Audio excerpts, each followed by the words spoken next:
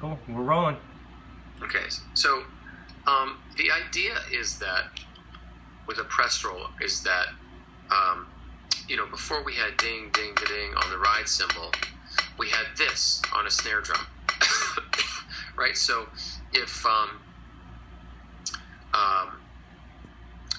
and if you imagine like 5-stroke rolls in a traditional march setting,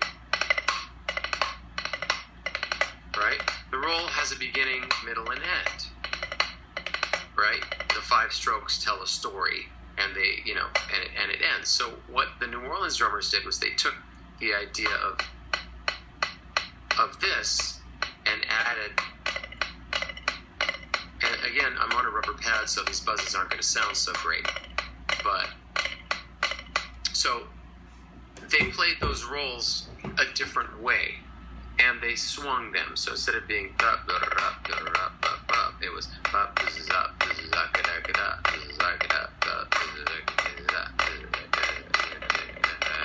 etc., etc. So the basic concept to start with press rolls is what I call the no press roll, because you got to get the 2 hands to do what they're supposed to do first. And the first thing is, again, if you studied with me at all, you'll know my love of what I call the throw-up exercise, which is driving quarter notes. So instead of playing them on a ride cymbal as you would in bebop, or playing them on a hi-hat as you would earlier in the swing era, there was no ride cymbal, there was no hi-hat in the 1910s and 20s when jazz was being invented. So they played everything on the snare drum. So you still have this happening, and it's a light, it's not a big motion like we've been doing before, it's very light. And then what you want to do is just simply play a tap here, just drop it. So that this hand is driving, most of you would be your right hand, for me it's my left, and this hand is lifting and dropping. It's simply dropping into a tap. So as you drive, get this hand to come up and fall, up and fall. 1, 2, 3, 4. Now, when people normally start doing this on a drum, they normally go like this, as if it's a rock backbeat. This isn't a backbeat. It is a backbeat, but it's much, much underneath the ride. Just like when I teach jazz, the snare part is way, way, way, way, way underneath, and it's only there as a supportive roll. So it's the same idea. So this is what a no press would sound like. And what you're hearing is still the insistent poke, the forward momentum of the quarter note pulse. Same exact idea, just smaller, and dropping a 2 and 4. Now, what they started doing to imitate the military style stuff was that they would add a press. Okay, now there's several things we need to know about a press. The first is that the press doesn't just die, it doesn't just fade out.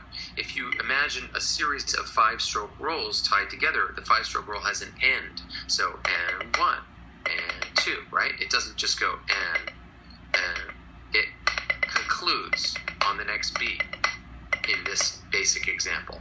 So with your press roll, you've got to get the same effect, meaning you're going to up. Now, if I was doing this on a snare drum, and maybe I'll bring the snare drum over and actually do it on the snare drum, but it's going to be very loud, so it's going to be hard to hear. But the idea is that you conclude your buzz. Zup, zup, zup, zup, zup, zup. So it doesn't just die, because that would sound, it needs to get to the next beat. Yeah. And you can sort of drag the stick across the head to prolong your press. Sometimes you can just press downward, but I like to get the stick moving again laterally as well as vertically to create a longer buzz. And if you go to drummerworld.com and you check out Paul Barberin, he is masterful at this. He's old school New Orleans guy. There's some cool video from the 40s of him, or 50s of him playing the most amazing buzzes where he comes and he just buzzes all the way across, and it's the most beautiful buzz. So the idea is with the buzz is it's supposed to be even and very buzzy. Okay? So this is your basic press roll. And this is what guys in the 1920s played. It's what Gene Krupa played a lot in the 30s, because he grew up listening to Baby Dodds and those guys, or that era. Now, the one variation I'll show you real quick is that with this hand that's playing the quarter notes, you can also buzz with this hand. So you can go like this. which just enhances the 2 and 4. See that? So now what I'm going to do is pull the snare drum over real quick and play some very light presses on the snare so you can hear what I'm doing. And then generally you're just going to play a 1 and 3 on your bass drum because most of this stuff was 2-beat feel.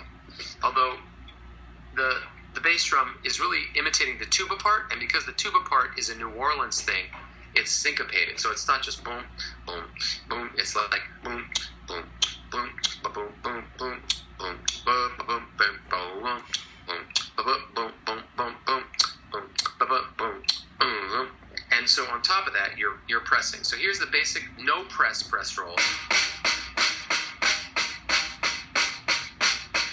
And the idea is you don't want to flam. It's not this. It's this. And again, that is what's really strong, okay? You can also, by the way, have both hands play all quarter notes. Just to enhance the feel, because it's all about that drive, that quarter note pulse. So now you add your buzz. Hear how it's ending? So it's not this. It's... Hear how it's a nice tidy package, just like a 5-stroke roll. Yeah. And then here is both hands pressing. So here's this. So it's...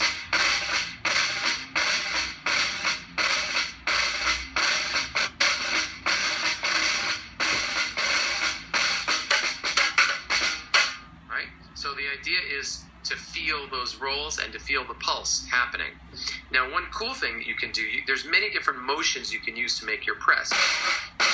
So a crazy one is from this Ray Baduke instructional book that I have from 1937, where he's a New Orleans drummer, Ray Baduke, and he wrote a whole book called New Orleans Drumming. I forget the exact title, but it has New Orleans Drumming in the title, and it's a fantastic book. And so you go out and back in, and when you come back in, it allows you to really complete the beat.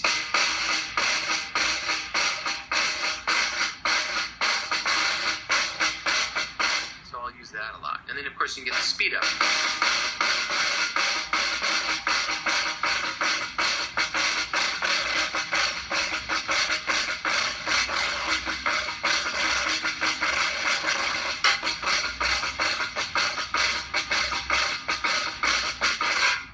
All right, so that's your press roll lesson for today. Nice.